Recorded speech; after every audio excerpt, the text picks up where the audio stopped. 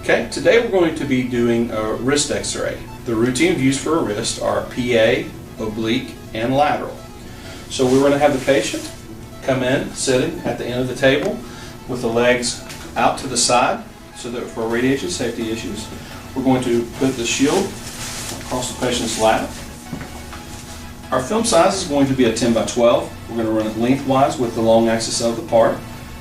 We're going to have the patient to bring their arm up, flex the elbow about 90 degrees. We're going to have the patient to make a fist here. And what that does, it helps by making a fist. It does force the carpal bones closer to the IR so we can reduce the magnification.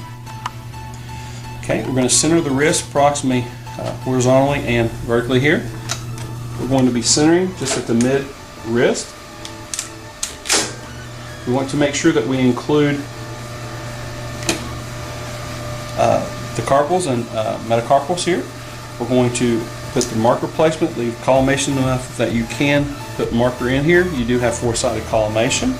Our technical factors for the PA wrist is going to be 48 kV at 6.3 mass, and then we will make our exposure here.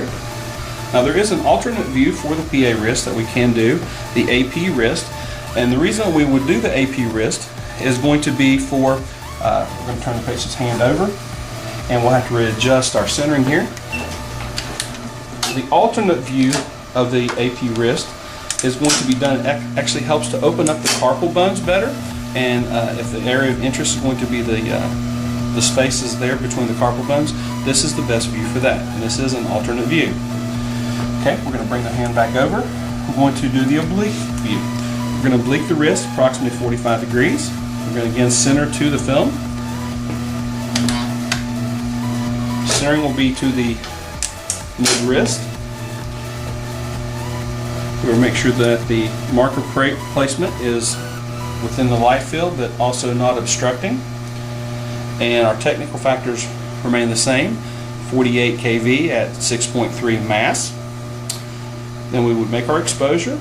Our lateral wrist x-ray now. I'm going to roll the hand up to a lateral position. I usually use my fingers just verifying that it is in a good true lateral position.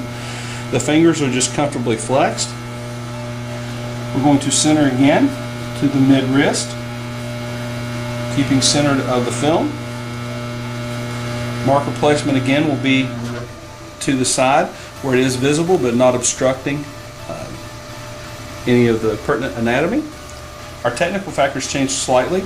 We go to 50 kV at 6.3 mass, and this is our lateral wrist x-ray.